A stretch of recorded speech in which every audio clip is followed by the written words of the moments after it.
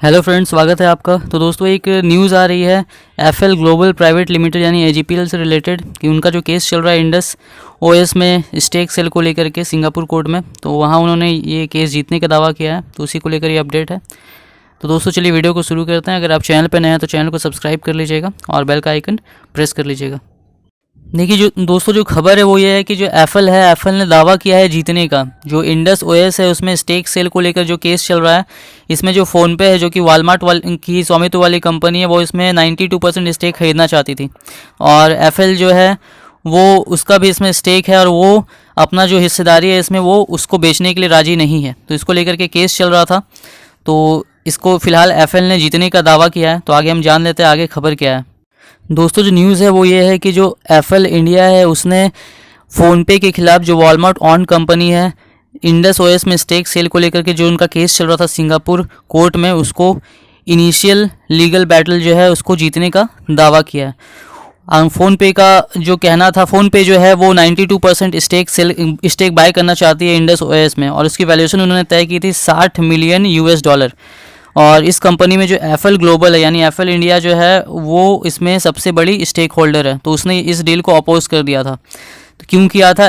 जो FL global है यानी एजीपीएल, उसने जो ये डील हो रहा है $60 मिलियन पर, उन्होंने कहा था कि ये प्राइस कम है, उनके हिसाब से $90 मिलियन होना चाहिए था। उन्होंने कहा कि अगर ये प्राइस मिलेगा तो फिर वो अपना 25% जो स्टेक है वो सेल करेंगे। लोअर वैल्यूएशन पे $60 मिलियन की वैल्यूएशन पे स्टेक सेल नहीं करेंगे।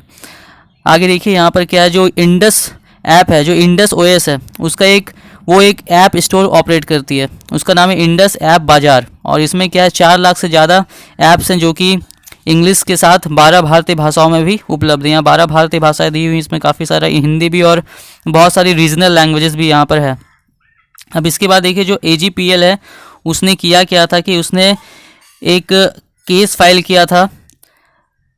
इंडस ओएस का जो रिजोल्यूशन प्लान आया था, जो फ़ोनपे को अपना स्टेक सेल करने वाली थी, उसके लिए रिजोल्यूशन प्लान जो आया था उसके खिलाफ एजीपीएल ने सिंगापुर कोर्ट में अपील दायर की थी। और जो सिंगापुर कोर्ट में जो एजीपीएल है और ओएस है उन्होंने क्या क्या कहा था उसके बारे में मैं अभी आपको आगे बताने वाला हूँ। देखिए यहाँ पर एजीपीएल और इंडस ओएस जो दोनों जो है ये सिंगापुर में रजिस्टर्ड है। देखिए यहाँ पर जो एफएल ग्लोबल है उसने कहा है कि उसने 7 से ज़्यादा कोर्ट हियरिंग अटेंड की है। ये कोर्ट हियरिंग हुई थी सिंगापुर हाई कोर्ट में 19 मई 2020 से लेकर के 18 जून 2021 के बीच। और जो 18 जून 2021 है इसमें जो है फ़ोनपे जो है क्लियरली जो उसका कॉर्पोरेट लीगल बैटल है वो सिंगापुर में हार चुका है। ये एजीपीएल यानी एफएल ग्लोबल के द्वारा कहा गया है। लेकिन जो एफएल ने जो भी क्लेम किया है उसको फ़ोनपे और जो ओएस लैब्स है उन्होंने इस क्लेम्स को खारिज कर दिया। उनके हिसाब से जो एफएल कह रहा है लीगल बैटल जीतने की बात, ऐसा कुछ भी नहीं है। एजीपीएल ने जो बताया था उसने ये कहा था कि जून 18 को जो हियरिंग हुई थी उस हियरिंग में फ़ोनपे जो है वो उसने अपना जो एग्जिस्टिंग वोटिंग राइट्स है, जो इसमें वोटिंग राइट्स था ओएस लैब्स में उसका, तो उसको उसने गंवा दिया है। उनका ऐसा कहना है कि कोर्ट में ऐसा कहा गया है। अगर इसके ऑर्डर को 18 जून के ऑर्डर को जो कोर्ट ने दिया है उसको हम देखें तो एजीपीएल के हिसाब से जो ओएस लैब्स में 92% स्टेक जो बाय करना था, एक्वायर करना था फ़ोनपे को, उसको जो है सिंगापुर हाई कोर्ट ने इनवैलिड करार दिया है, ऐसा एजीपीएल कह रही है।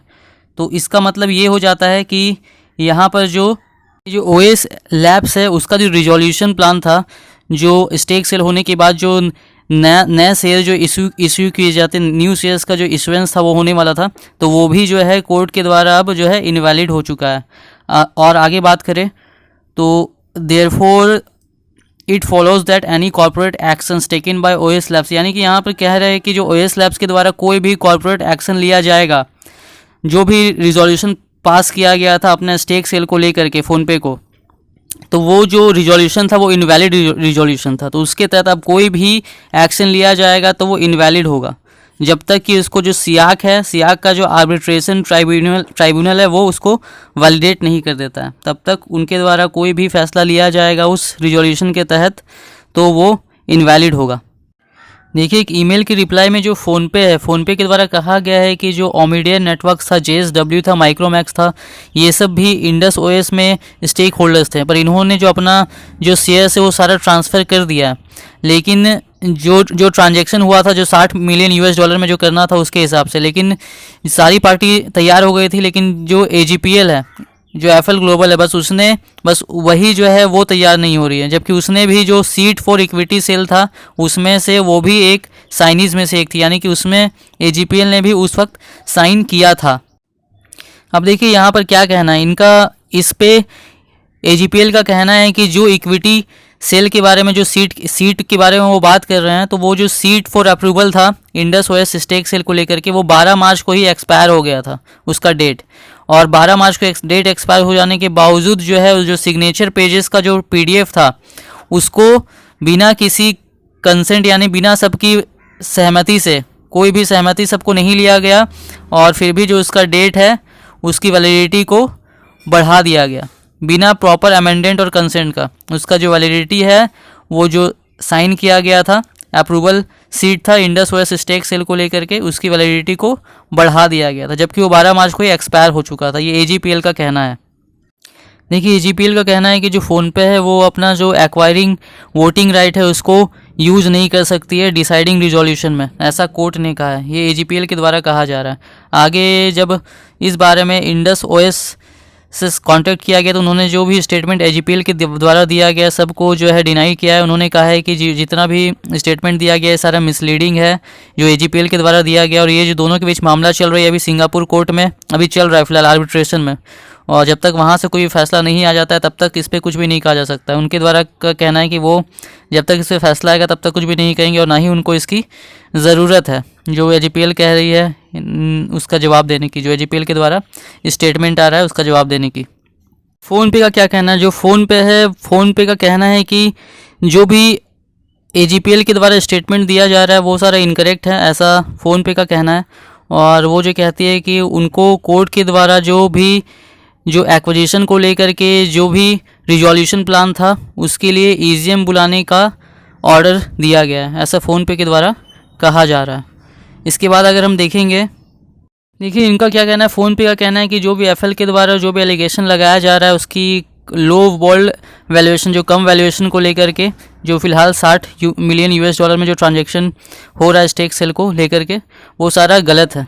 और वो बस जो भी बयान दे रही है वो अपना जो उनका व्यू है उसको सही करने के लिए, उसको अपनी तरफ से जो सही दिखाने के लिए, बस उसके लिए वो उसके द्वारा बयान आ रहा है, ऐसा कहना है फ़ोनपे का।